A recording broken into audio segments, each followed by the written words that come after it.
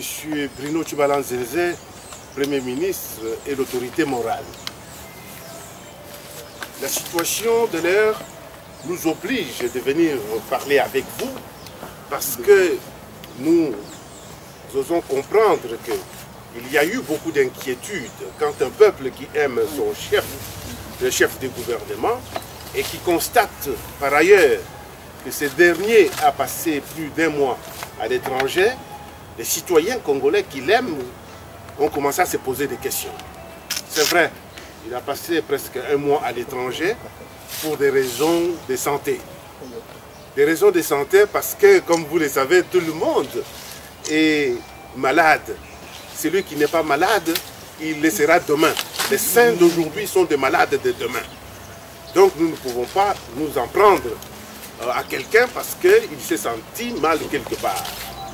Monsieur Tshibala-Nzenze est de retour comme Premier ministre alors qu'il y a eu des poissons d'avril que nous avons mangés, des poissons d'avril qui ont évoqué même le dépôt de sa démission.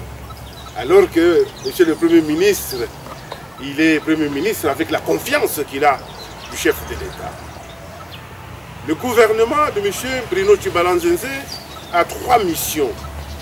La première mission, c'est de faire des recettes pour financer la tenue des élections libres, démocratiques et transparentes. Vous constaterez que la CENI est en ébullition. La CENI travaille. La CENI avance dans son travail. Cela veut dire tout simplement que le gouvernement remplit sa mission de donner des finances au niveau de la CENI pour que la CENI travaille. Dernièrement, vous avez suivi avec intérêt, le gouvernement a sorti plus de 20 millions de dollars américains qu'il a mis à la disposition de la CENI pour qu'elle puisse continuer son travail. Et c'est ça la mission première du Premier ministre, M. Bruno Tshibala-Nzenze. Il a réussi, aussi je tiens à vous préciser, depuis plus de 5 ans. La République démocratique du Congo n'a jamais fait une réserve financière à la Banque centrale. Pour une fois, depuis que M. Bruno Tshibala-Nzenze est Premier ministre, nous avons réussi à avoir 1 milliard de dollars américains. En réserve, ce n'est pas l'argent qui est en circulation. Parce que chaque pays doit avoir ses réserves. Il y a des pays qui font des réserves en or, en diamant ou en autre chose. Et il y en a d'autres qui les font aussi en dollars américains. Tel est le cas de la République démocratique du Congo. Notre pays, nous avons aujourd'hui plus d'1 milliard de dollars américains en réserve. Quelque chose peut nous arriver. L'État congolais, avec le Premier ministre, sera à mesure de se prendre en charge.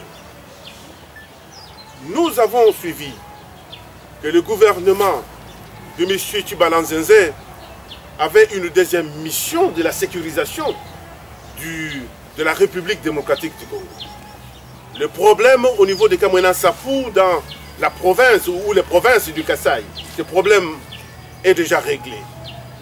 Et ça, encore une fois de plus, il faut mettre ça dans le positif, dans le bilan positif du gouvernement du président, du Premier ministre, M. Tshibala-Nzenze. Si je parle de Tshibala-Nzenze encore une fois de plus, je ne suis pas membre de son gouvernement, mais je tiens à vous préciser que je parle en tant que membre d'une plateforme à laquelle il fait partie et que nous appelons A13.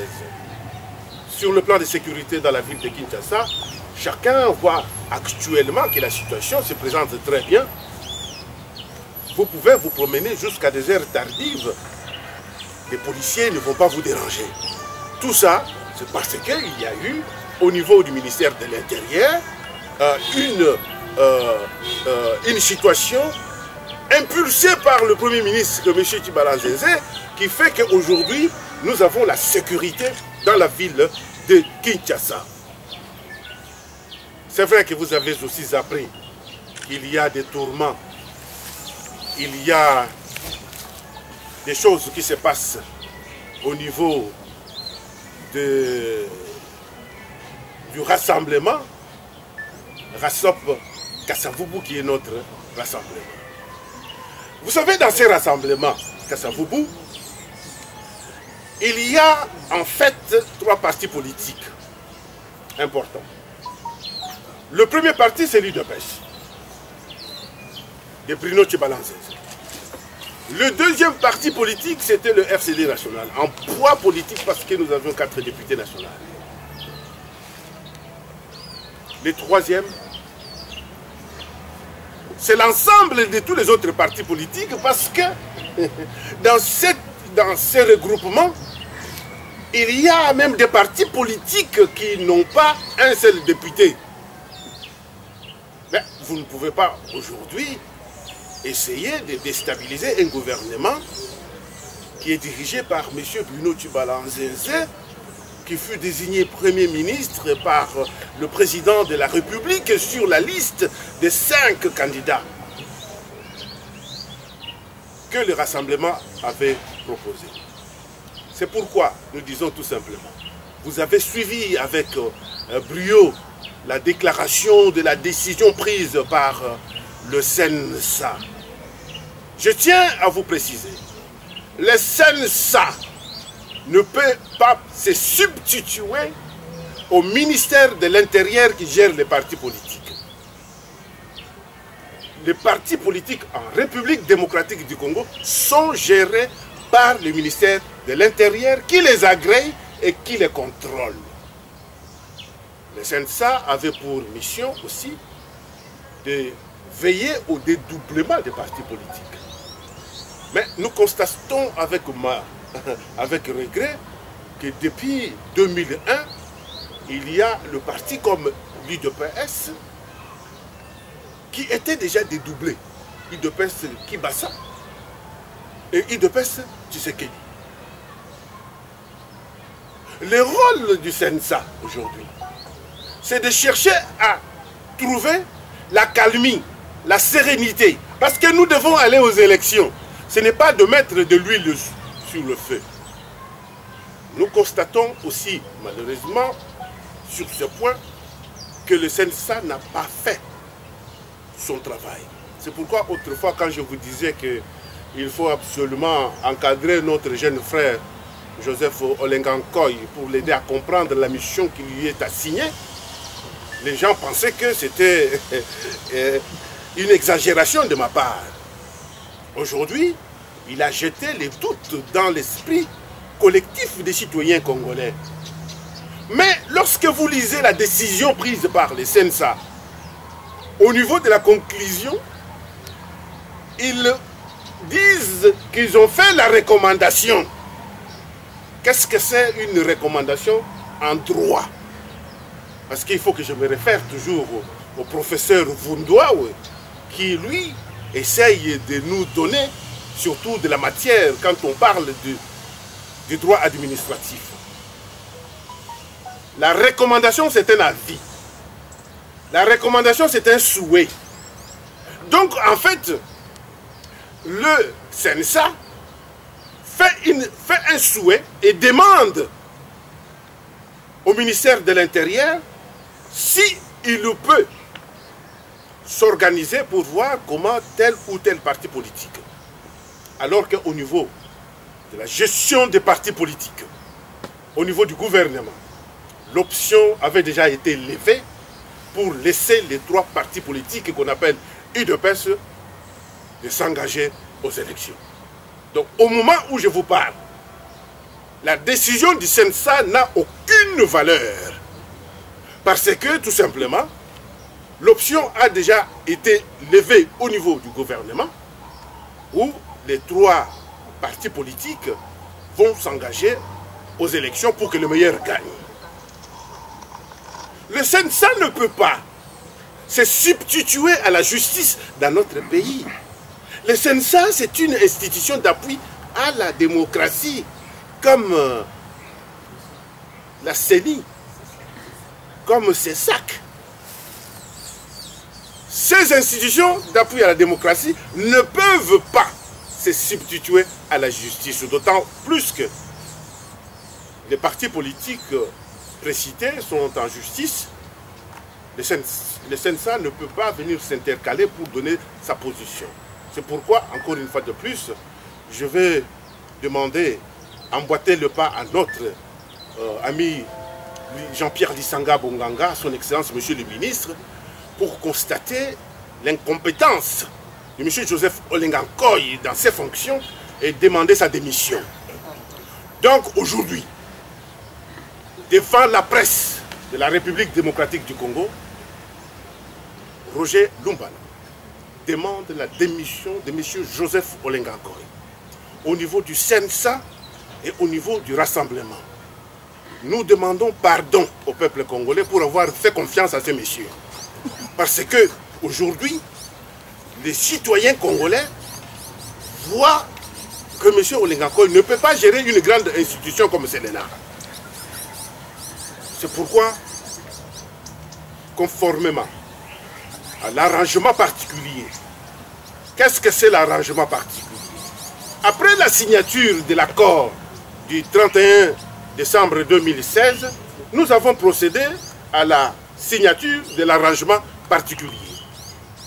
L'article 8 de l'arrangement particulier parle de la sécurisation du gouvernement. Qu'est-ce que cela veut dire?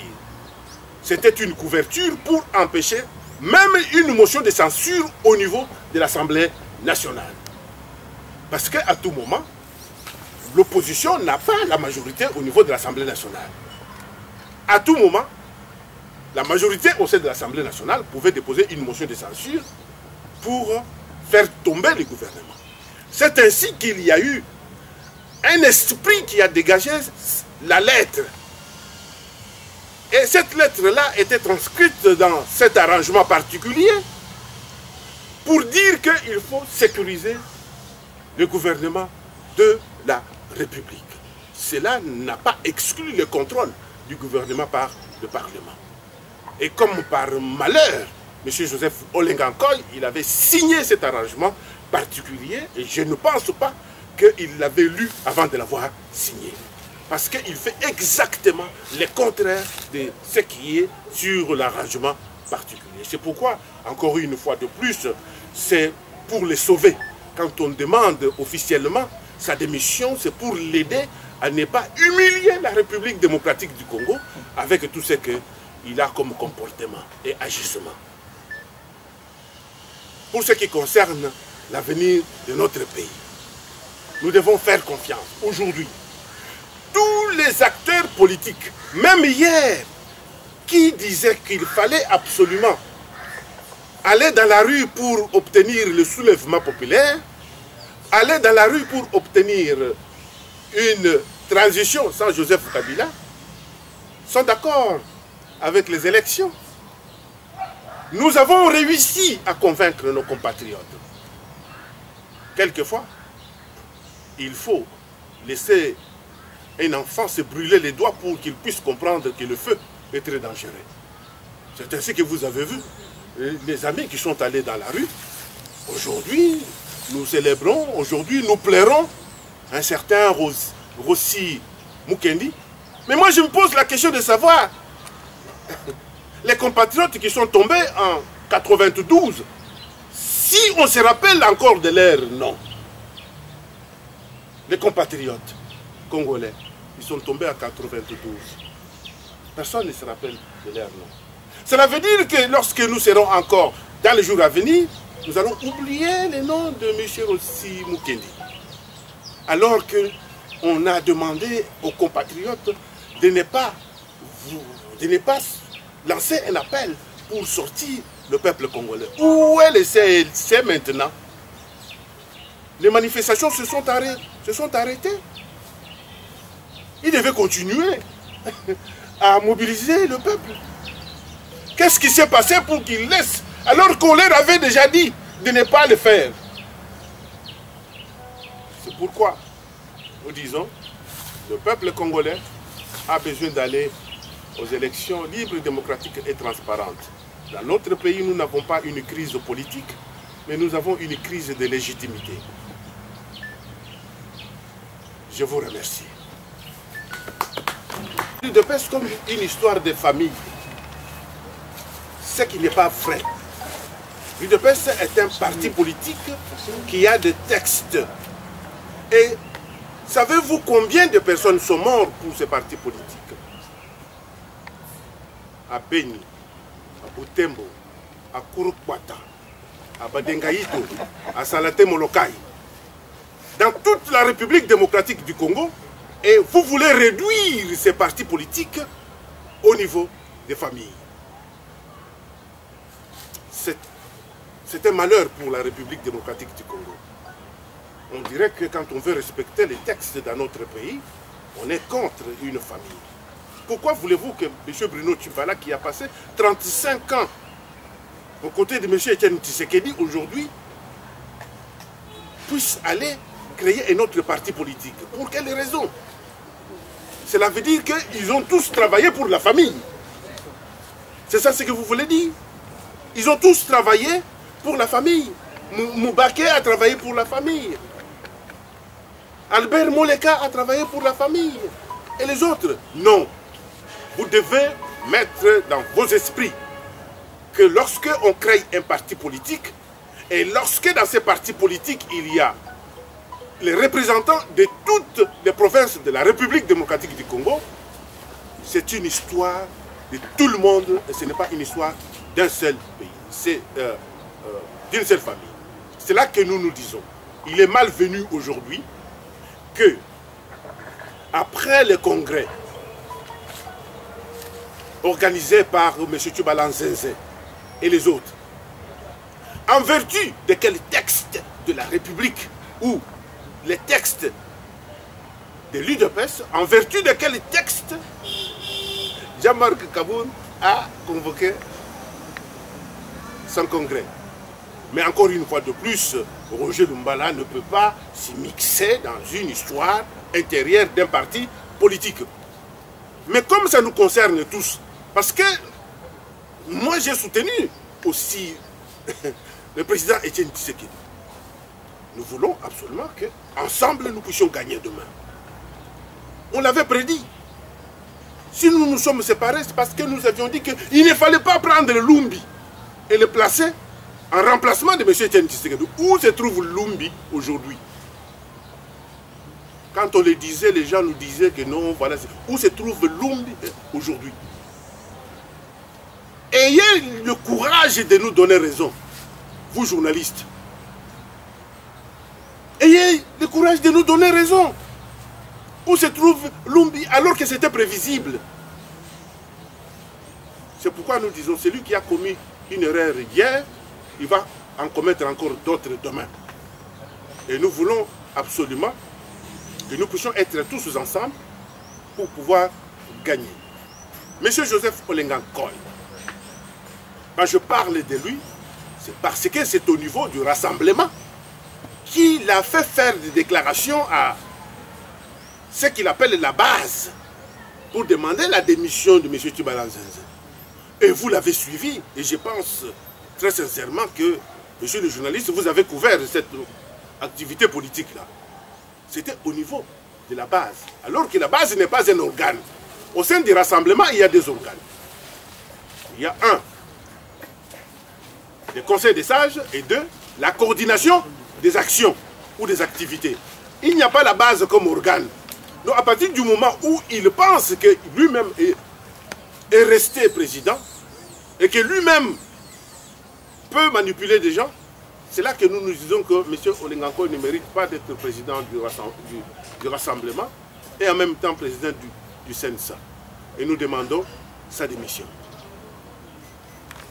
Au Canada, qui est un professeur émérite que vous connaissez, a pensé, il a réfléchi à haute voix. Mais ce n'était pas une plateforme. L'actuelle plateforme qui est avec le Premier ministre, c'est l'alliance des 13 partis politiques. D'ailleurs, nous sommes avec le professeur Tshibala Kalala pour vous dire qu'il fallait qu'il lance quand même l'idée pour faire comprendre aux gens que nous sommes dans la logique d'une alliance future. Mais nous sommes avec le Premier ministre, nous sommes avec le professeur Tshibala Kalala dans l'alliance des 13 partis politiques que nous appelons A13. La CAT, la coalition des alliés Étienne Tshisekedi, dans cette déclaration, la CAT propose finalement un dialogue, que ceux qui se reconnaissent du courant tshisekéliste puissent se retrouver sur une même table, autour d'une même table, pour finalement discuter. Est-ce que vous encouragez le dialogue aujourd'hui entre le camp Valentin Moubaké, Félix Tshisekedi et Bruno Tshibala? Bon, finalement, est-ce que ça va être un secret jusqu'à quand, en attendant la publication de la liste par la CENI? Quel est aujourd'hui, est-ce que vous êtes en mesure de nous dire lesquels UDPS est reconnu par le ministère de l'Intérieur? Les trois. Je vous l'ai dit ici que gère les partis politiques par le ministère de l'Intérieur et au Conseil des ministres, le gouvernement a levé l'option de permettre à toutes les trois UDPS de pouvoir s'engager aux élections pour éviter de froisser les uns et les autres. Donc ce sont les trois qui vont s'engager en tant que UDPS aux élections. Pour ce qui concerne... Parce que c'est un parti atypique, l'UDPS. Moi je suis de l'UDPS. Il y a beaucoup, 50% des hommes politiques congolais sont passés par ces partis politiques. Donc c'est un parti politique atypique. Il y a aussi beaucoup de journalistes que je vois ici qui furent membres de l'UDPS ou qui sont encore membres de l'UDPS. Je vois des journalistes qui commencent à sourire. Et ils s'accusent eux-mêmes. Donc, le parti politique sont gérés, comme je l'ai dit, par le ministère de l'Intérieur qui a déjà réglé les problèmes au niveau du gouvernement. Pour ce qui concerne le dialogue, qui ne veut pas le dialogue? Nous tous, nous voulons le dialogue dans l'opposition pour permettre que nous puissions gagner demain. Parce que la majorité présidentielle est en place. Elle a le pouvoir. Et nous, nous sommes de l'opposition, nous voulons arracher ce pouvoir-là pour le garder. Si nous avons un dialogue, ça va nous permettre d'aligner un ou deux ou trois candidats à l'élection présidentielle. Mais monsieur le journaliste Dominique Dinanga, des plateformes ne sont pas seulement dans l'opposition. Même au sein de la majorité, tout le monde voit qu'il y a le ministre Bahati qui a sa plateforme. Il y a M. Lambert Mende Omalanga qui a sa plateforme. Il y a une autre plateforme avec les Kinikei et d'autres là, ils ont leur plateforme. Ce n'est pas seulement en République démocratique du Congo qu'au moment où il faut s'engager aux élections que les gens se divisent. Vous avez vu en France, entre Sarkozy, Fillon et les autres. Vous avez vu en France, ça c'est la droite. Vous avez vu en France, au niveau de la gauche, il y a eu aussi des divisions. C'est une maladie des partis politiques, mais nous disons qu'en République démocratique du Congo, nous voulons, avec la loi électorale, permettre à ce que nous puissions avoir moins de partis politiques. C'est déjà ce qui est bien. Aujourd'hui, nous avons plus de 90 plateformes électorales. C'est déjà un début. Alors que nous avons plus de 600 partis politiques. Prochainement, peut-être, nous aurons 40 plateformes. Et puis, jusqu'à ce que nous allons avoir 10 ou 15 partis politiques en République démocratique du Congo. Et je suis convaincu qu'à partir de ce moment-là, les partis politiques vont jouer réellement leur rôle. Monsieur le Président.